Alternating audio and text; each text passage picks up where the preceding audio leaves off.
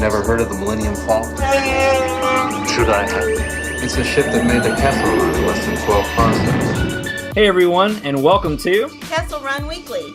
My name is Danny, I'm Heather. and today we have our old friend and special guest back, Michelle. Yay! Thank you for having me. So cool. So we're here to actually talk about Star Wars Rebels. So last time you were on the show, we had talked about having you back for our Rebels reviews, and here we are. And so we're going to be talking the first two episodes, Heroes of Mandalore. And from what I understand, you've got some feelings about it. I do have a lot of feelings. She's got a whole sheet of feelings. Oh, yes. Did you see my giant post about it? I have. I feelings. did. I saw your post. It was awesome. Yeah. She came ready for sure. I did. So cool. The minute the episode ended, I typed it all out. I was like, oh my god, there's so much to say. So That's awesome. And so I wanted to kind of start with just initial reactions before we really dive into dissecting it and everything. So Michelle, did you want to start us off? Yeah, I mean, I loved it for a season opener. Comparing it to 1, 2, and 3, I think it's probably my favorite. Yeah, I really liked it a lot. So I just think they did a really nice job kind of wrapping up the Mandalorian storyline. I do hope that we see more of them this season, if possible. But I thought it was great. Definitely. Heather? I liked seeing Kanan back. So Yes. that was my initial. I mean, I loved seeing Mandalore. I loved seeing Sabine taking her place and everything. But I don't know what it was about Kanan. I just he kind of got me. And I have other feelings too, but those will come. We'll get there. Well, for sure. I mean, and I absolutely loved it. The part 1 was the one that they showed at Celebration.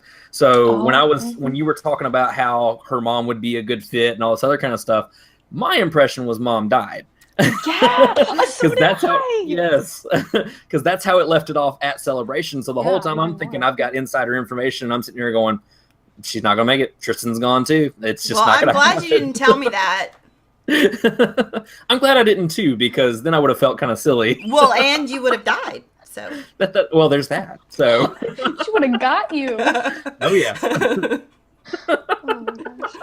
Oh my gosh. But I mean, I liked that they didn't die for one. I thought that was cool because it got Sabine to a point without having to really. By the way, that's true. We didn't announce that. I just get excited. Anyone that's watching this has probably seen it. You would think, but just in case, yeah. So yes, guys, spoilers, lots of them. So yes, we are here to spoil the absolute episode. Yes, but I mean, I absolutely loved it. I loved getting to relive the episode that I saw at Celebration. It was cool memories because I got to see that with my cousin Jordan and everything. It was an awesome day in general. And getting to meet the Star Wars Geek Girls and all that. They're another podcast that I was able to talk to that day. So it's just a lot of cool memories coming back about Celebration. And then the part 2, I loved that it really just drove it all home.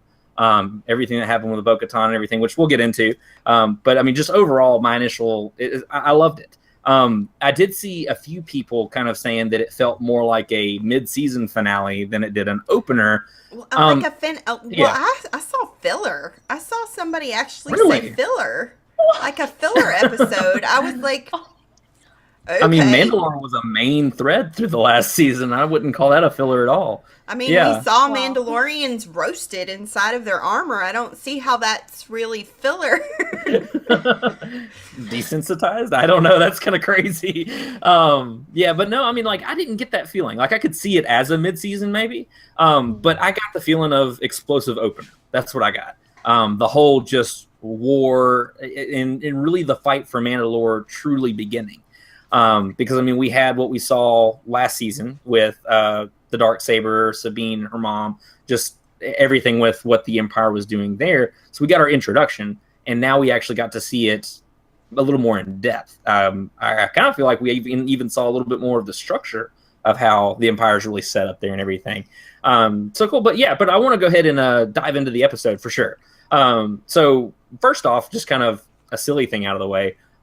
Chopper's puns, by the way. My favorite thing ever. Was it Chopper?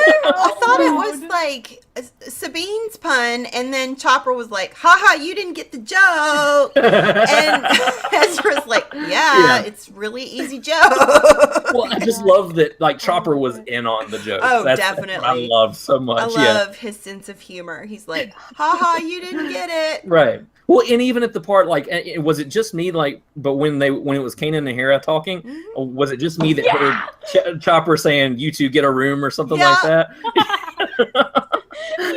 Because as soon as it happened, I was like, oh, that's totally what he's saying. I got, do I have to be here for this? Right. That's what I got from that conversation. But, I mean, Chopper's humor, I love that it's back in full force. Because, I mean, I love Chopper. K2SO and Chopper are my droids. I love those droids.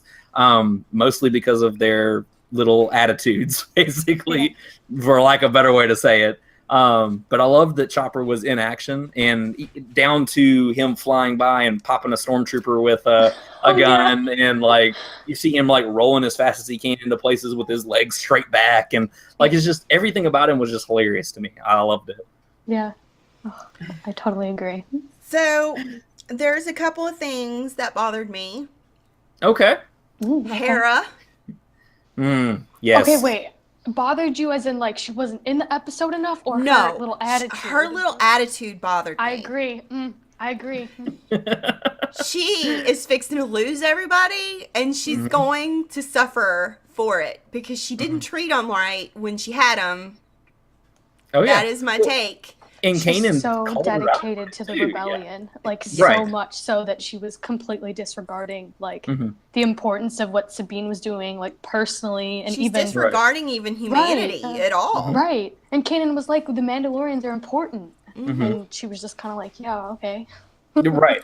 She was treating it like it was some kind of side mission, like, "Hey, you guys, whenever you're done playing in the sandbox, come on back home." Yeah, and like we'll actually just almost gotten blown up. It's like right. So that drove me a little nuts. Was Hera, well, see, and I want to know how that's going to play out, because I mean, obviously, there's going to be a lot with her eventually becoming or getting into X-Wing. We saw in the trailer. I mean, she's got a huge role in the rebellion coming up. We know that for certain. But I'm interested to see what happens between her and her true family, because, like you said, she's putting a split in that hard. Even Kanan, like, even though he kind of masked it as his like little swagger or whatever, but he kind of called her out on it. He's like, I mean, I can't remember exactly how I said it, but he was just kind of like, "Oh, is that what you're referring to, or is it this?" And I kind of like just putting the swag on her. But I mean, at the same time, like, she just wasn't having it. Like, she wasn't receiving any of it. And it was just kind of strange. Especially reading A New Dawn after we've read that. Yeah, like I she see has their no new smile anymore. No. Like, I restarted Rebels the other day, so you know when Zeb and Ezra hand the Melu run to her, and she's like, "Thank you, sir." She has this sense of humor, and I understand that you're under stress, but they're still your family, and you still have to treat them like human beings and not boots on the ground. As someone with a husband in the military, it's hard to see someone treat the people around them that are important as boots. Do you remember that scene from season 1 when Kanan gets captured and Hera initially is unwilling to go? She gets the orders from Fulcrum, aka Ahsoka, to not go after him, and she's like, "We can't sacrifice the greater mission for like one soldier," and Ezra like flips out. Yeah. Yes. Yeah. Yeah. I mean, she's been gearing up for this for a while. Her confrontation with Thrawn is what really set it off, I believe. Yeah. But at the same time, I'm really hoping that she comes back. Because, I mean, I liked Hera. I liked her in A New Dawn. I've liked her in Rebels up until that point where she broke. Something happened. Something when she snapped. blew up the house, she snapped. It was like she just got rid of herself or something, like lost a part of herself, which I can understand how damaging that can be to a person. I mean, that was her family's legacy. That was everything. I mean, she didn't get the Calicori. She didn't get anything from that. It was all gone. And so I could see where that could be really traumatizing for her. But at the same time, she never struck me as a character that would just abandon family, especially after she lost hers.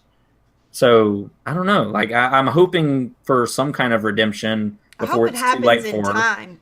Mm-hmm. Before she loses everybody. Right. Because it's not going to be long, unfortunately. The season's going to hurt.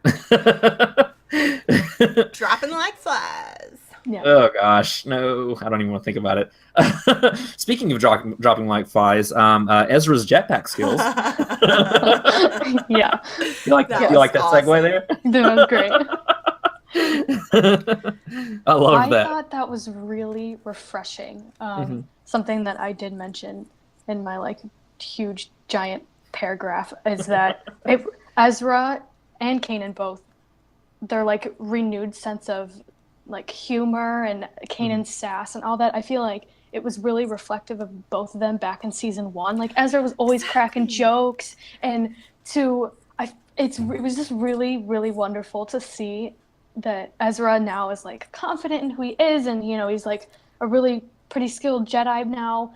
But at the same time, he still has like that awkwardness and that little scene when he was rescuing Sabine's dad, and he's like, "We're not together. I mean, I'm with her, but I'm not with her." I was wondering, are they bringing that back? Yeah. Oh, I totally could see it though. They had a really strong dynamic, like those just tiny little moments. Right. Like when Ezra was talking to Sabine and they were saying that how different their home planets were. Just like little things. I could see them bringing him back. I think they will. I think they are. Yeah. Well, personally, I saw it differently. I didn't see it as like the relationship or anything. I saw it more of kind of reminding us that Ezra's still a kid. Because I mean, it was like that preteen boy of I don't like her, you like her. Stop. What are you talking about? Like that's what it made me feel like. Yeah. And with that whole thing, it just kind of, because I think Ezra was extremely serious in this last season, but he went through a lot though. With the holocrons, with Maul, Obi-Wan, like everything, like he had a hard season. And now he, like y'all are saying, I mean, he's back to himself. He's joking around. He's cutting up. He's equaling Kanan in his remarks and sass and stuff like that. He didn't cut off his arm when he's swinging around in his jetpack with his lightsaber. That's so true. How dangerous. I was like, the first thing I was like, you got to have a license for that thing. Like, there's no way that you can slap that on someone. Oh my god! And then just he certainly wasn't getting it. Turn on a laser sword. Right? Yeah. Just hot blade of light. No big deal. Right. I'll swing it around while I'm trying to fly in the air. No big deal. Right. Yeah. Speaking of Ezra, though, my favorite line is, "This is getting more and more." And more and more. You mean more and more interesting? And he's like, "No, just more and more." And these walkers drop down. What? That doesn't even make any sense, but I love it. I love that. Yeah. Like everything about Ezra in this episode, like I mean, even down to, and I mean, it was kind of a tough scene, but even down to the part where they activate the arc core on him, and it pops him in the head real quick. He's just like, "Whoa!" Like, what was that? Yeah. Like everything about Ezra felt like it was back to Ezra. Like Ezra had finally come back to himself, and he was in this, but still in a more mature way. Yeah, right. Yeah. Not in the 15-year-old way, in the 17-year-old way. So still immature, but not. Well, yeah. I mean, he's still a kid. Yeah, but he definitely still has with him like that maturity and like that complete compassion for like what's going on with Sabine and just being a very nice person. He still has that even through his like kidding around. Right. Well, in his conversation with Sabine about their homeworlds and things like that, to me that felt more of a brother or sister. Like I relate to you. Like your world's different than mine, and stuff like that. Like I don't know. I never. Well, I won't say never, because I mean obviously they hinted at it really hard in season 1 with him flirting with her and all this other kind of stuff. But at the same time, I feel like their relationships progressed to more of I got your back, you got mine. That's what I've hoped. But there are moments like when he's holding on to her with the jetpack, you know, and he's hanging and she's flying. I don't know. There are moments when they try to bring it in there, and you're it's okay. Did you see in the last scene when like Sabine gives Bo-Katan the Darksaber and she kind of like looks at him and they share like this like little glance? I was like, it's there. They're showing a moment. Yep. Yeah. I mean, I could see it happening, definitely, because I mean, they're both broken people who've come from broken places, who've been affected by the Empire. I mean, it's the whole thing. Like, I mean, if you see a war movie, you've got romance with it too. It's that kind of thing that always comes out with that kind of stuff. Because that's life. Right. I mean, it happens. And so, I mean, I could definitely see it happening. I don't think it will, though, only because of what focus needs to be put on Kanan and Hera. Because even though Hera has kind of distanced herself from everything, I really feel like that relationship needs to be front and center at some point, because it never has, really. But that's how the whole thing started. That's how the whole new canon started with Disney, was putting their relationship front and center in A New Dawn. And so I feel like... Oh, I love it. I won't spoil anything for you then. Okay. but I mean, like, it's a Kanan and Hera book, and it's awesome. But I mean, just the whole thing, it needs to come back to them, because they're the ones that started this tiny rebellion that started with just their small family. And I think that's important to put a focus on. I know everybody flipped out when we were at Celebration and they saw Kanan and Hera just about kiss. So in the first teaser trailer. So I mean, it's bound to happen. I mean, Filoni's not going to torture us forever, I don't think. So I wouldn't put it past him. That would be horrible. Like, hey, this is never coming back, and you're never getting what you want. I think that they should be front and center, definitely. I just don't think they're the only story. And I think that no means, yeah, it could be a relationship that's romantic without being a love story. Because I've had boyfriends. I mean, you know, long time ago. But I mean, not every relationship ends in the rest of your life.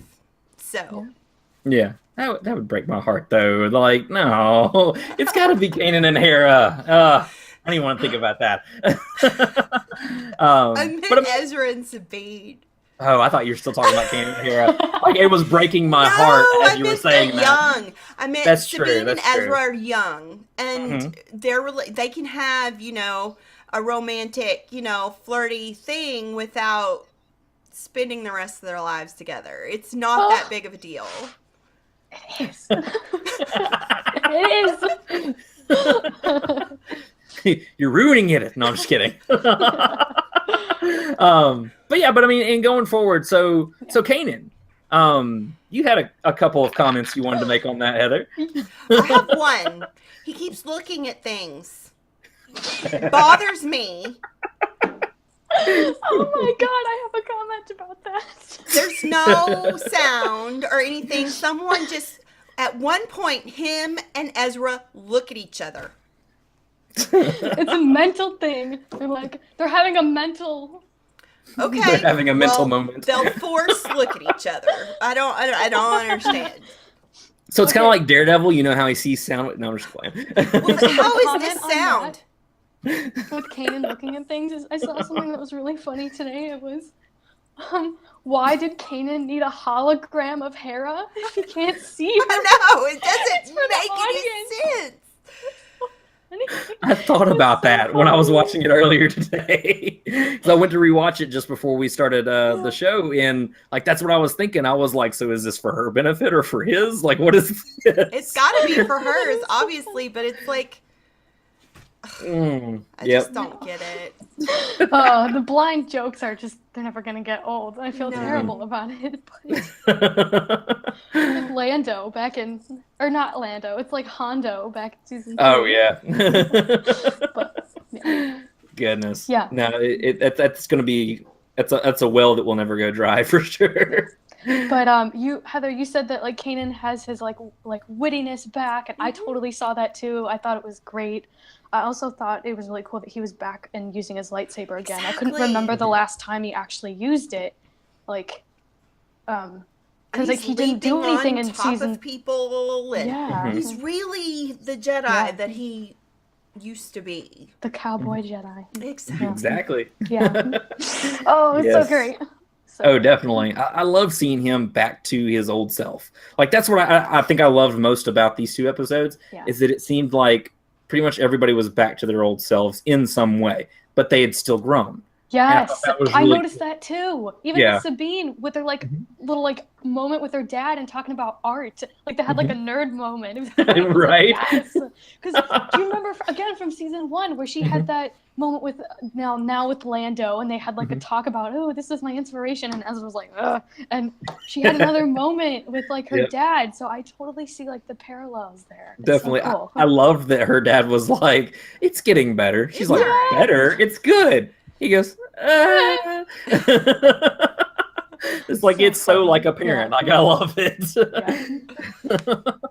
Speaking of, I don't know if I'm like allowed to like direct the conversation. Oh, go for it. Speaking of Sabine's dad, I thought it was really cool to see a Mandalorian that wasn't a warrior. And her dad being like an artist and like someone that's influential in society actually reminded me a lot of Iden Versio's dad from Inferno Squad. I don't know if either of you read that or know anything about the story, but that the main character's like mom is an artist and like does like imperial propaganda. So I kind of equated that to something similar with Mandalore culture probably. So I thought that was really cool. That's cool. Yeah. That's one thing I saw was that there are different ways to make a difference. There are different ways to fight this war. Exactly.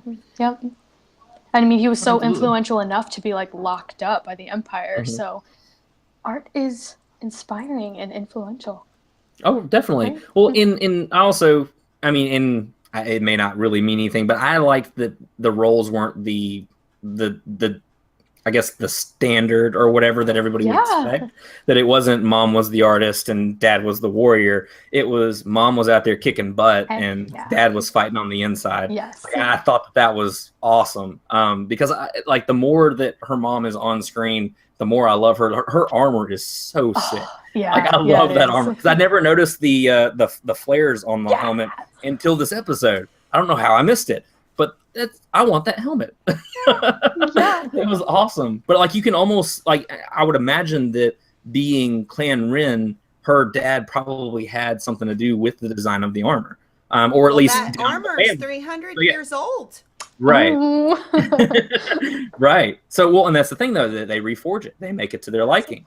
So there's nothing to say that it's been that design forever, but I mean, like it's cool seeing those themes though going through all of it, because you got to know that if it's with her father, it had to have been with her grandfather, or like, you know what I mean, like her ancestors, and so that's cool to see that her armor seems to be the most artistic out of the clans that were shown in the episode. That actually takes front and center, where you have Bo-Katan and Clan Kryze, I think is how you say it. Yeah, Kryze. Where they're more simple, just two-tone, here's a design, we're here for war kind of thing. Right. They're not really here to draw utilitarian. Right. And so, and speaking of Bo-Katan, oh my gosh, that was amazing. Can you imagine having to wield the one thing that killed your sister? I know, it's heartbreaking. Right. Well, and I also think it's really courageous too. It is to have to grab that and say, I'm going to have to carry this for the rest of my life, and it's what killed my sister. Oh, it's definitely. What brought down my people to begin with. Well, and I can't remember, was she there when? Yeah, she was there at the time. I believe so. I know it was Obi-Wan at least, but I'm pretty sure her sister was there too. Because after that, no, she wasn't there. No, she wasn't there. She was there when break him out of prison. She broke him out, she was there and when then Vizsla died, but not when Satine was killed. Oh, okay. Right, because she was. Yeah, that's right. But because still, I mean, you know, she probably knew anyway. Yeah. Right, because that was when Obi-Wan turned to her and he was like, "Oh my gosh, you're her sister. I'm so sorry." So yeah. So, but I mean, at the same time, though, like, I mean, she knows what did it. She knows what happened. And I mean, it's so symbolic, and like, you've got to imagine just like the weight literally of that saber, I mean, she's carrying a lot with her, not just the state of Mandalore in general, but there's a certain legacy, a kind of a darker legacy to it as well. She helped bring about that particular happening. That is true. Because, I mean, she was part of Death Watch. Oh, yeah. Yeah. Definitely. But I really liked her character, like, in these episodes. I thought it was really cool to see, like, she's this awesome warrior and, like, clearly knows how to fight. And that little moment where she and Ezra go outside of the ship to get the TIE fighters behind them was really cool. And she was like, like, Mandalorians use a jetpack. Or I don't even know what she said. I just knew it was cool. I wrote down the quote. With a jetpack is a weapon. Is a weapon. Yes, I love that. Yes, girl. Right. And I also think it was really cool to see how she was the one to kind of lead Sabine back to, like, light and, like, to hope, and don't bow down, don't be on the level of the Empire when it came time for them to destroy the weapon. I just thought that was really cool. Like, she is the perfect leader for Mandalore. Oh, definitely. Just especially with everything she's been through, and then eventually her deciding, yes, I'm gonna commit to this. I'm gonna try to be, like, better. And I just think it's really cool, and I really hope we see more of her. Oh, absolutely. I'm sure. Yeah. I really hope so too. Yeah. Because I mean, there's just so much to tell. Like, there's so much about her. Because, like, in all honesty, I feel like the journey that Sabine took the whole time, Bo-Katan was taking with her. Yes. Because there was that healing that she had to go through where she's like, I'm not my sister. Yes. You could tell that it was still, I mean, obviously it was still hurting her. But at the same time, as Sabine was growing and where she went to go reprogram the Duchess and all that, at the same time, Bo-Katan was realizing who she was. Because in all honesty, the first time you see Bo-Katan, I could see her being the one to just let the stormtroopers fry. Yeah. Because when she got to that point where she was like, no, we don't need to be like the Empire, I was like, interesting.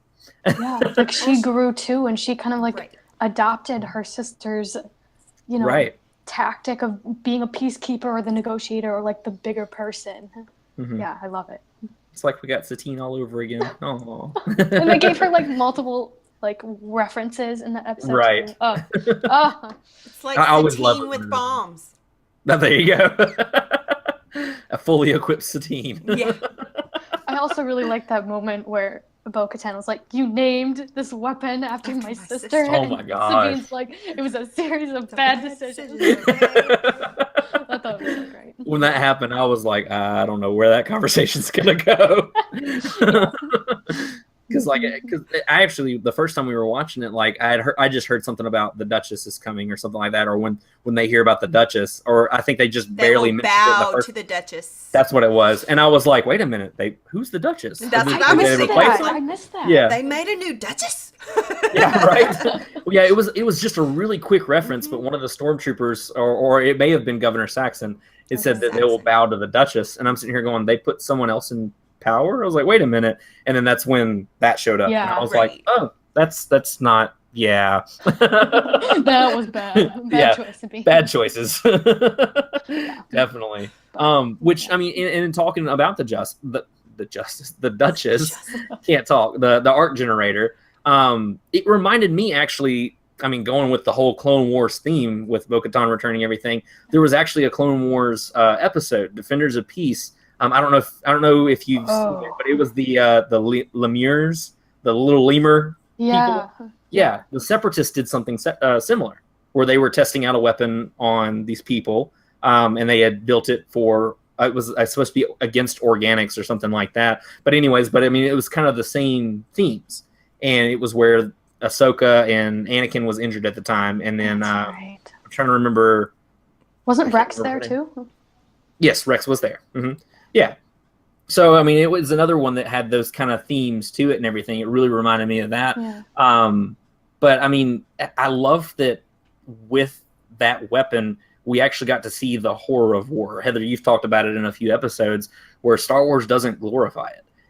It's not, oh, hey, you're really cool because you're fighting in the rebellion or you're fighting for the Empire. You always see that horror of war, the aftermath of what it does.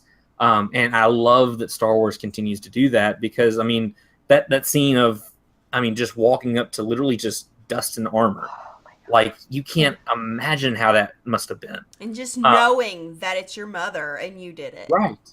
Exactly. When she picked up that plate and it just disintegrated in her hands, I was like, oh my gosh. Because I remember, like, I'm not ashamed. I teared up when I first saw it at Celebration, because I was just like, because I actually thought that her mom was gone.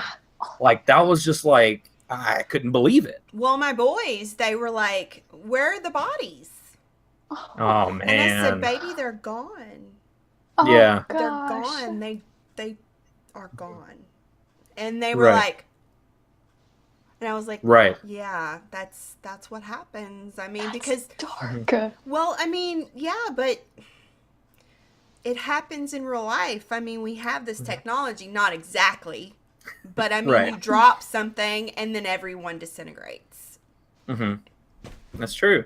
So I mean, I love that Star Wars conveys that, though. They didn't put it in a light of, oh wow, that was a cool weapon, because we have cool vehicles. We have cool starships and cool walkers and all this other kind of stuff, like the ATM-6 that's going to be in Last Jedi, and the X-Wings, obviously the X-Wings, and the Falcon.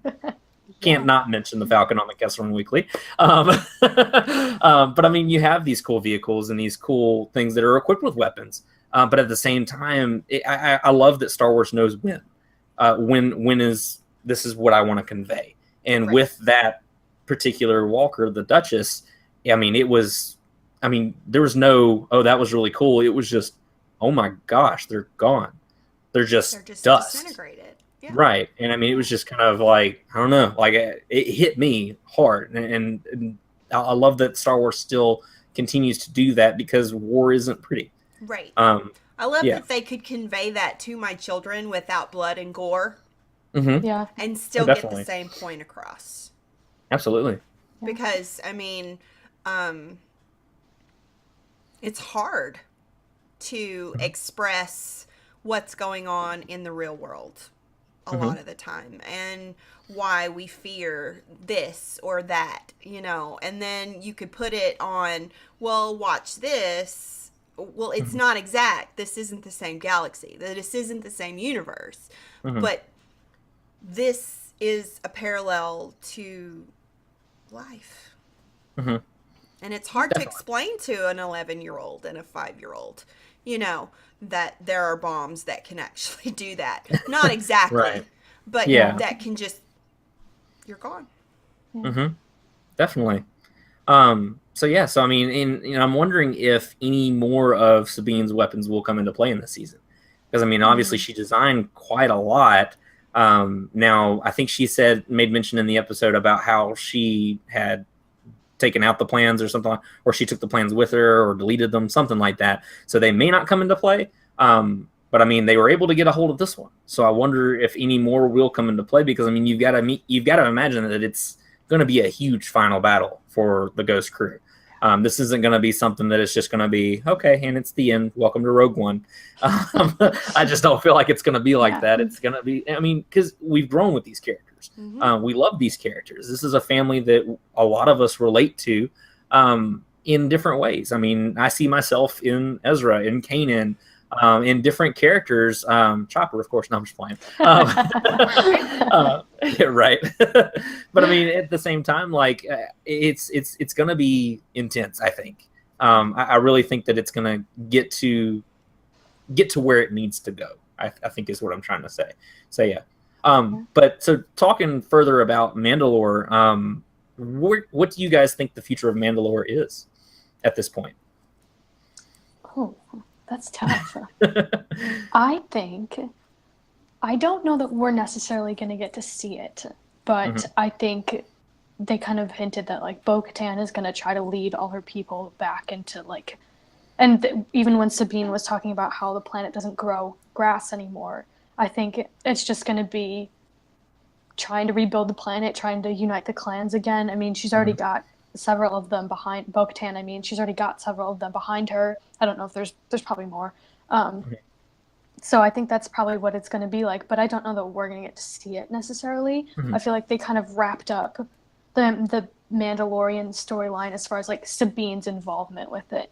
So now that she doesn't have the Darksaber, she's going to come back to the Ghost crew, and that'd be cool. So. Yeah.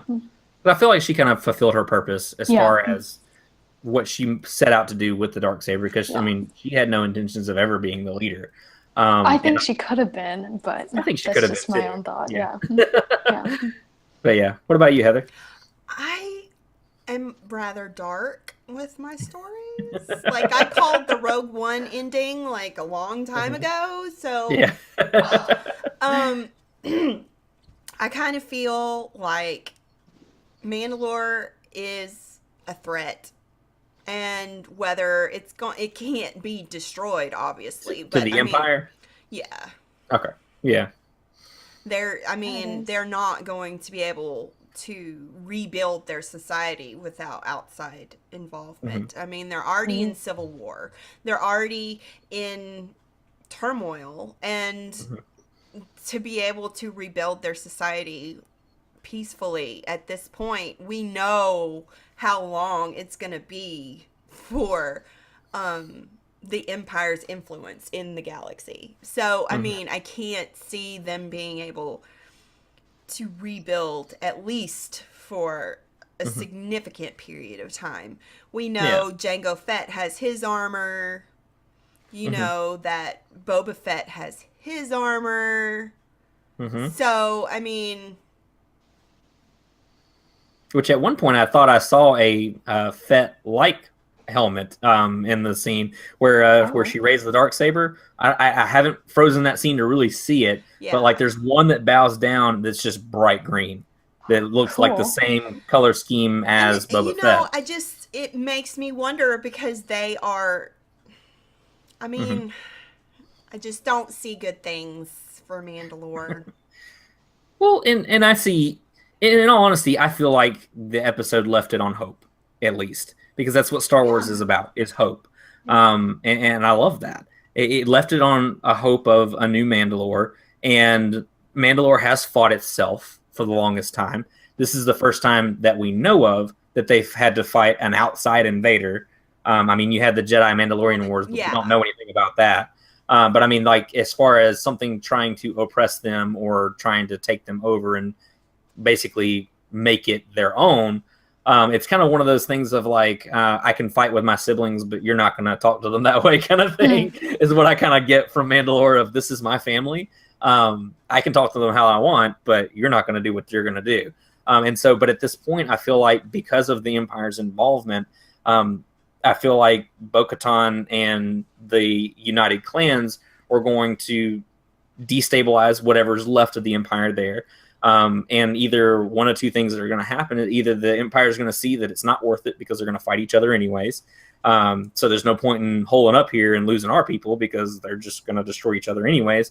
Or it ends up being a My House situation where they unite all together and push the Empire out. And from now on, there is a form of peace, which, I mean, this is obviously like best case scenario. Yeah, I like yours better.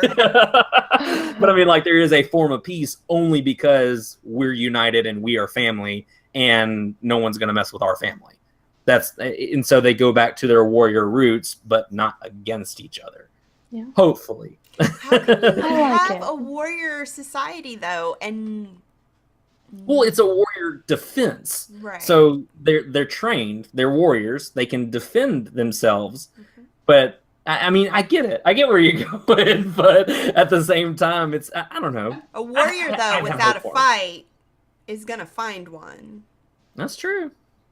Then maybe they just have like mini fights with each other or something. Nothing it becomes a full-scale war. They enact daily sparring. Well, that's what always tripped me out about the Jedi is they're peacekeepers that carry weapons and fight people all the time.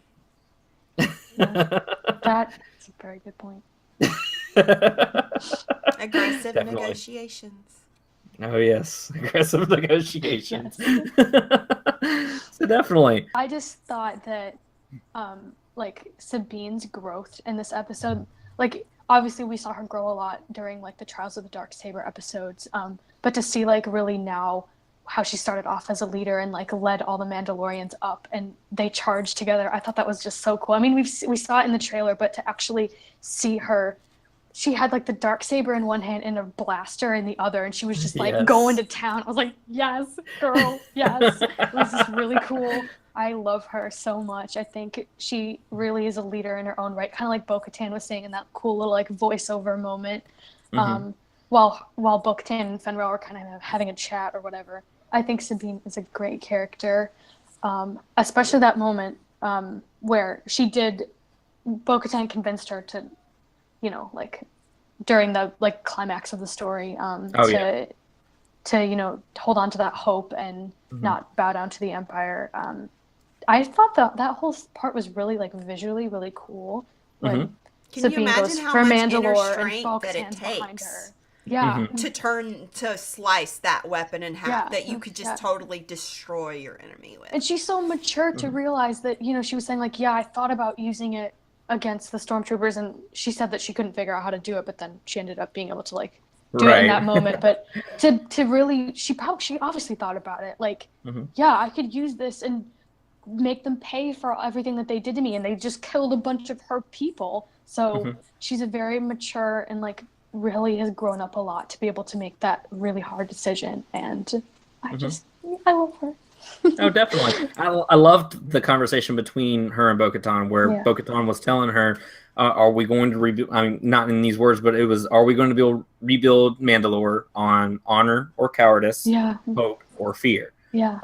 Which that's the clear line. And I love that was the way she said it, because that was the moment that I knew, okay, Bo-Katan's going to lead this thing. That's it right there.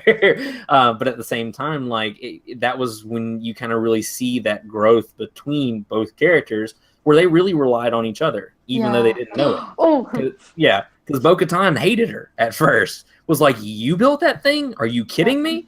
Am I the only one that whenever it started going through the stormtrooper armor, and yes, this is a tacky joke, but it was like phaser set to plastic. It's like, because their armor's always so shiny and it can be penetrated with sticks, and it's a big joke. But it's like, that armor's useless, like infinitely useless. You never want to be a stormtrooper.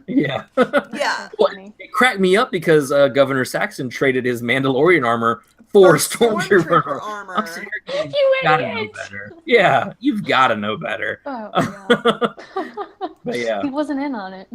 Exactly. Yeah, but I was just kind of like, stormtrooper is still just infinitely useless. I have not seen it deflect anything yet. Like, even if it's rocks and I watched sticks. the first few episodes, and they were like, well, our armor will protect us from the little pellet energy things from Ezra. And then so he just kicks them, and they're like, falling off the cliff. And I'm like, yep, they protected you from a kick. That cheap manufacturing. Speaking of Bo-Katan and Sabine kind of supporting each other and having awesome lady duo, the moment that I really liked that was just a tiny little thing. When Ezra comes up the elevator to like see if they're both okay, they both kind of like turn and they're it's like this, it's like one frame, right? It's just little details that make it so much better. I just absolutely loved it. And another little moment that I picked out, still on the topic of Sabine, is when she's telling Clan Kryze that, like, I'm willing to take responsibility for my actions. There's again another like 1 second frame where she like throws her helmet down, and like she's serious about this. She knows what she did. She knows it was horrible, and I'm just like, oh yes, like good. That's just such excellent like storytelling. I guess I don't know. Just these little moments make it really, really, really cool. That moment when they pointed the guns at Ezra, I thought, what restraint? Oh yeah. No, I mean, because they've just been tortured. They're surrounded by enemies, and they've been torturing someone else. They're in a very heightened sense of like, oh shoot, and you know, it takes a lot of restraint not to just shoot. Which shows that they are both perfect for the roles that they have been in. Oh yeah, exactly. Absolutely. Yeah, I love it. Oh, go ahead. No, you're fine. Go ahead. One thing that I saw that was really interesting, when at the end with all the Mandalorian clans like declaring that they were going to follow Bo-Katan, Clan Rook is one of the names. I heard that. So I think Bodhi Rook is not a Mandalorian, but yeah, I think that would be cool if there is some sort of like, I don't know, some distant kind of relation. family, yeah, like relation or something. That'd be really cool. What it reminded me of is the character that we're supposed to be seeing from Warwick Davis, Rook. Oh, that's what it reminded me. Rukh. Yeah, that's what it reminded me of. I mean, obviously, he's not a Mandalorian. I don't know what kind of creature he is, but I mean, that's what it kind of made me think of, because as soon as I heard Clan Rook, I was like, wait, what? I think that's probably like just a common last name. Yeah. Probably. That would be cool, though, if it had some relation to Bodhi, though, to tie all that in, because I love when that's what makes me so happy with these shows, is that it all ties in together, actually ties in together. Yeah. It's not like Marvel or anything like that, where it's like it's all connected, but it's really not. It's not anything like that. Throwing shade. I love it. I mean, I love Marvel shows. Yeah, I love them all. But like for the longest time, I was like, oh man, I've got to watch all of them because they're all connected. And then the more I watch them, the more I'm like, where is this person? Because this is exactly what would happen if this person was here, and it just never happened. So I'm just kind of like, okay, well, I've just accepted that this is what's going to happen. Yeah. But I mean, as far as like the Star Wars stuff, with the animated series and everything, it is all connected. Like we have seen so much Clone Wars resolution, really, for all the stuff that was still left unsaid in that series. And on top of that, we're getting a lot tying into Rogue One and the other movies. I mean, I love it. Like those little Easter eggs, like I feel like really brings it to life. Just like what you were saying with Ezra and Sabine, the little moments and everything, it brings it to life. It brings these characters to life and makes them real, even though they're not live action. I mean, to me, a lot of them are more real than some of the Star Wars characters we've seen live action. So, I mean, I absolutely love it. Yeah. Can't wait to see what else we're going to get this season. I loved the part where the guy that's following Saxon, he's like, should we be doing this? You are allowing a weapon for someone that is obviously isn't going to care whether it's used on Mandalorians. To be widened. How do you know they're not going to use it on us? And the guy's like, well, I don't care because I'm not wearing Mandalorian armor. But still, the guy cared. Definitely. But no, I love that happened. Yeah, where he all of a sudden you see that fear coming from him. It was like, oh, that's cool and all that we used it on him to suppress him, but you're making modifications. This is meant to be used on us. Yeah. What in the world are you doing? We are still Mandalorians, right? Yeah, exactly. So yeah, no, that I love just the realness of it. I know that's not really a word, but the realism. The realism of it. Where I mean, these characters have real fear. They have these sensibilities. It's not like this evil bad guy in his lair going, "Wahahaha, I'm making this ultimate weapon, and you can't do anything to stop me." And then everybody just blindly follows him. Like this guy's like seems to be his second in command, and he's like, "Dude, what are you doing? Like, do you not see the connection here? Like, kind of dumb, right? It's completely dumb. It's just kind of like, why would you do that? But greed can blind a lot of people. So, but yeah. Yeah. That guy, actually, I think his name is Captain Hank or something. He was voiced by the same voice actor that voiced Saw in the Clone Wars. So that Andrew Kishino. Yeah. Which cool. I thought was kind of cool. He got to be back in Star Wars animation, which is that's awesome. Because he totally deserves it. He did a great job. Absolutely. So yeah, fun fact. Well, that is awesome because I mean, he helped bring to life a character that has been really pivotal in the story now. So yeah, that's awesome. We love you, Captain Hank. Oh yes. Captain Hank lived for another day. Yes. Yeah. Definitely. So cool. So did you guys have anything else? Oh, I don't think so. covered all my thoughts. My like crazy list of thoughts. Hey, mine too. We didn't go over the caravan scene. Or we did. Didn't. Well, we little, touched on but it. not as much as. Not as much, no. We can talk about Definitely that. go over it. Yeah, no, we could definitely talk about that. Yes. That's the moment where I was really like, hell yeah, Kanan's back. Because he does that whole thing where he like jumps on top and he's got his lightsaber, and then even when his like lightsaber falls out of his hand, he's still like punching and kicking and getting these guys off the truck. Oh, I was like, yes. And I loved how they kind of acted like he was gonna lose it, and he's like, no, and he grabs it, and he's like, yeah. Well, and the first thing I thought of was from, I think it was Attack of the Clones, where Obi-Wan's always telling Anakin, your lightsaber is your life.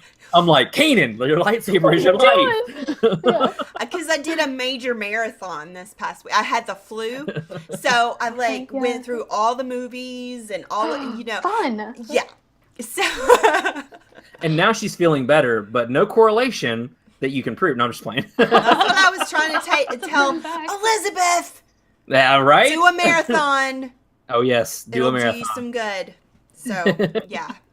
Always makes me happier. But yes, but I mean, that caravan scene, I love that Kanan charged the caravan. Yeah. Like, it wasn't Kanan dropping out of the canyon or coming up from behind with them. Dude literally standing in front of them, lights his lightsaber, and takes off straight for them. Yep. It's just like, what is this crazy guy doing? Like, if I was driving that thing, I'd be like, nah, man, I'm done. We're going to park. I'm out of here. I love that they splashed with paint. Yes. Throwback to Sabine's like bombing with paint days. Yes. I love that. And I love that her dad knew that it was her because of that. Mm-hmm. Yeah. Yes. So great. And like I really thought the flow of that entire first episode worked really well, because did it end with the killing of the parents? Was that part 2 or part 1? The caravan. Part 1 was the caravan. It was, right? Yeah. Mm-hmm. Yeah. I thought it just because then they had the Duchess come down. Yeah. But I just thought that really like that whole sequence flowed really well. And, absolutely. Sabine again flying around with her jetpack and like doing her thing, and then she's like at Ezra, like, "What are you doing? Hurry up!" Yeah. He's like, "I'm on it." Yeah, and of course, she's like, "Whenever you feel like, man." improvising with putting the jetpack on Ulrich, and he's like, "Go take this," and then he does that cool like jumping from. Yes. It's really cool. Like again, like the episode wasn't really about Ezra, but to just still kind of showcase. His powers now as a Jedi. It was just, I really liked it. Oh, it was awesome. I really liked that it wasn't about Ezra, because it doesn't have to be about Ezra. It can be about the Ghost Crew and about Rebels. Yeah. Right. Definitely. Yeah. And I felt like for the longest time it was trying to center around Ezra. Because, I mean, if you think about it, I mean, Ezra is kind of the main character-ish. Right. Because, I mean, it did tell most of his story. We're still going on about Lothal as well. And so, I mean, it does center around him some. But, like, I mean, I remember we've done a few shows where I've told you that I can't stand Ezra. But, I mean, like, I like him now, though. I'm getting more, because he's growing. Like, there for so long, he didn't grow. He just kind of stayed little boy. Right. And that was irritating to me, because I was just kind of like, everyone else seems to be growing up around you, but like you're not cluing in, something's happening here. It's funny. But I mean, in all honesty, I like this Ezra that's grown up. Throughout season 3, even though he still was making some of the same mistakes and making some really strange decisions. At the same time, I like seeing the growth in him, where he did actually. He was curious about the Sith holocron, used it even. Exactly. Well, that's the thing, is that you get to see human Jedi, whereas Jedi is supposed to forbid this and commit to this, and this is it. Well, that's not the Jedi of this post-Order 66 era. This is a kid. I mean, it obviously wasn't the Jedi of the pre-Order 66 era, or we wouldn't be in this situation. Well, that's true, but but I mean, as far as like, I mean, he's a curious preteen, curious teenager. I mean, that's literally what it comes down to, and the fact that he made those stupid decisions that any other kid would have made. Teenager makes. Yeah, exactly. He just happens to have superpowers. Yeah, it's true. Makes him a little bit more dangerous, but oh yeah. I mean, you don't have the sneaking out at night. It's Mom, I accidentally force pushed my teacher, but no, I'm just playing. Yeah. I got mad, force choked her. I don't know what happened. But yeah, so I mean, I like that. Even though he made those stupid decisions, they had consequences still. Mm-hmm. It wasn't all for naught. Like he's feeling the effects of it. He felt the effects of it all the way through, where he was telling Kanan, "I'm so sorry that I did this and everything." And so, I mean, it provided a lot of growth between him and Ezra in last season as well. Where Kanan was like, I don't know what else I can teach you. I don't know what else I can do and everything. I loved that. Where he was just like, favorite moments. Right. Where he was just like, yeah, you may not be able to teach me much more about the Force, but you teach me about life. And it was like the dad he never got to have. It was really cool. I loved that. But I mean, the growth in Ezra, I've been really impressed with. And even in this episode, you see that. And I liked Ezra in this episode. I never like Ezra. Yeah. So yeah. But it's always Kanan and Chopper for me are the ones that I stick to. Sabine, I liked about halfway through because, like, again, with her character, the growth that she took after Trials of the Darksaber, that's when I started kind of cueing into her. I'm like, okay, I get where you're coming from now. Because before she was just cold and cut off to me. Like there was nothing there, which makes sense now, though. So there was that. So it makes me like her character even more. But I like getting to know the crew. That's been my favorite part about it, where each one has had some kind of huge journey that they've had to go on that's really kind of brought out who they truly are. And you're not just a crew member, it's family. So I love that about the show. That's what I love about Star Wars, though, is that they're, yes, it's a galaxy far, far away, but they're people. They have lives and loves and losses. I mean, they're whole, you know, and they can make mistakes and there's consequences and Skywalker family. So that's what I love about Star Wars. Everybody's, you know, because I'm not a big TV movie person. I enjoy it in spite of me having to watch it, honestly. But I do, and I get into it because I can see these characters as people. Absolutely. All right, guys. So that is it for our Rebels review for Heroes of Mandalore. Thank you so much for joining us. I really appreciate that, Michelle. Yay, thank you. Yes. Thank you very much for having me. This was a wonderful conversation, and you both are delights to talk to. Aw, thank you. So are you. We're glad that you were able to come back, because we've been talking about having you back for an episode for some time. We and just so, had to choose the right one because, you know, it has to be. Well, this was perfect. So there you go. What better than the explosive opener? Yes. Yes. Absolutely. So, Michelle, you want to tell them where they can find you? Sure. You can follow me on Instagram at AhsokaXTano, and I'm also part of a group of fan pages called the All Star Wars Network. We make YouTube videos. We try to post every week. It's a lot of fun. So you can follow me there as well, because I'm kind of around. Awesome. And you guys can find us on at Kessel Run Weekly on Twitter, Facebook, Instagram, pretty much any social media outlet. But yeah, so you can find us on there or on our website, KesselRunWeekly.com. And be sure, if you have not already, to subscribe to our YouTube channel, Kessel Run Weekly. We've got a lot of cool stuff coming out there. Some bonus shows that you won't get through the podcast. Incentive. We're giving away Chaseborg, all right? Yes, we are giving away Chaseborg. It's been Heather's nightmare. No, I'm just teasing. If you're not aware, and this is the first time you're joining us, Heather has an aversion to porgs. Something about the cuddly. I don't know. I'm just kidding. But yes, so we are giving away a Chase porg, the Funko Pop. So if you want to win one for free, mind you, subscribe to our YouTube and check out our Instagram, Facebook, or Twitter. It'll have the giveaway rules on there. We will be ending the giveaway probably in about a week or two or something like that. But we will let you know. Good luck.